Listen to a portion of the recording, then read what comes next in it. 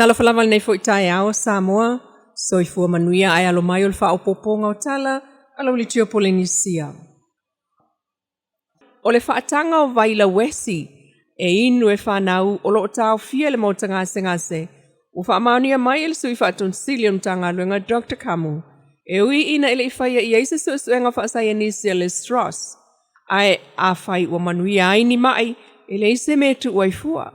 Ia sau so tai fo I nei se fo mai Vietnam Cambodia le mero special fa mai ni moni e fa ngai India ai ri I se me mo proven fo ngai a me mo ai sa o va ai ro fa nga fo o to tala fo ia mo fa tete e finga tanu ala winge ai ia vai ia nga ai mai mau I pa mo se mo no cross e a ver la wo se extract por a to mo me ai ia mai ki so vai vai tu se tu ro ngai ri O le lua vai aso toluai le ana o tātou mōli mawina ai, le laua tua Vaila Wesi a moenga o tamaiti ili fale mai I mtotua.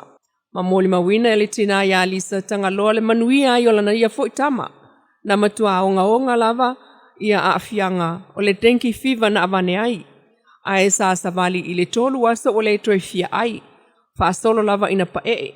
O le Vaila Wesi o wha amawina e na te tū le ia minerale o le tino po blood platelets e wha atupuina le malolo ina o le toto saonga le mū ia tau fiofia le piliki mai o le mai. Ua talia ma le whaafetai e le pūlenga o le mtanga luenga o le soifua malolo ina ai maise o le fionga le sui whaatun sili Dr. Tito Kamu le ma au o le kampania le Island Rock o le sefulu moenga mo tamaiti.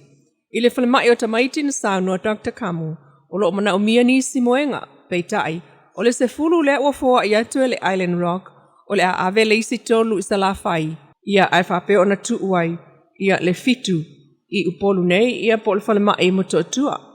Taimi nei le pepesi o le whaamai wo o lava I le tolu se lau whaaselau ngase, I le vai aso, ai talu na pisi wo o atu le sefulu o no afe tangata ua va ai fo mai.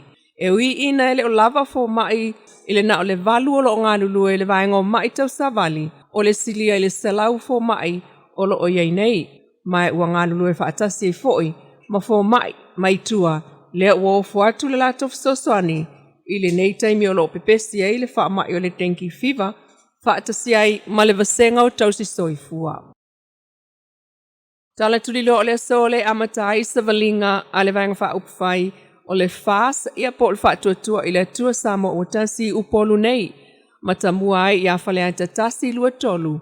I le wha, I le lima I le fiafia na nei, I le whale ta alo tele po le multi-purpose hall, lea olo oi whale ata. O lea laua mawani tasi, le atu whaatasi le whelo inga sa whale ata tasi, whale ata lua, ma le whale ata tolu.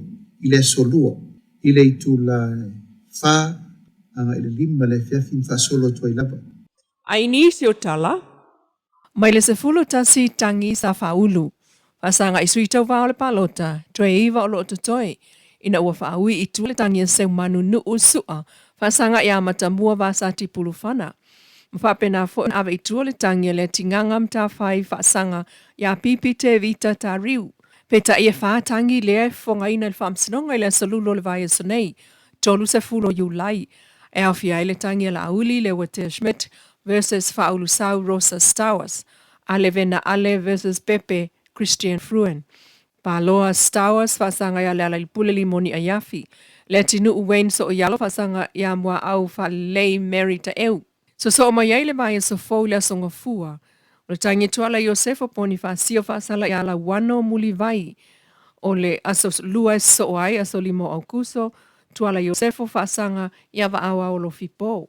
Le so forelia so valu au kurso. O le vai so fo lava le tinu uwain so o yalo fasanga e ulungia Elon Pethem. Aso se fulu lua au kurso. O le tangia valasi ta fito sele fasanga ia tanga loa tupou afa.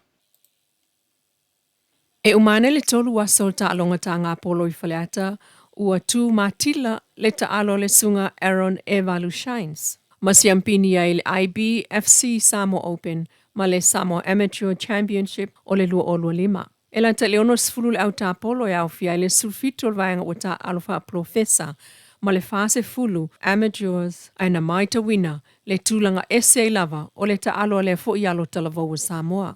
Mamanu malo ai Aaron i le Fiji PGA i Samoa. Masauno ai le pristine le SGI Samoa Golf Incorporated le ia taua isikuki mai lana pepa o whaamtalanga le mitamtango le au taalo a Samoa. I le lasanga ua o iele taalo Aaron mo le si au ngā tū pulanga o le taalonga.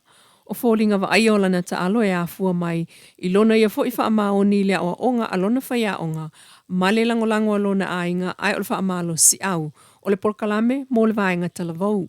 Wanga wa ai nei Aaron e valu e whai masui o Samoa i tā ngā polo whaapitoa le Asia Pacific Amateur Champ e whaia e Michele's Course Emirates Golf Club i Dubai le United Arab Emirates ia o ke topa lua tolu i le lua ono lua o lua lima.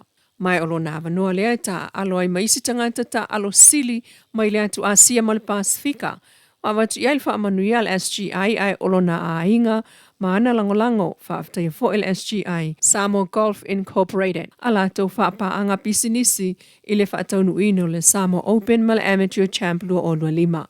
Tala nao nei tai au mai lau le tio polenisi.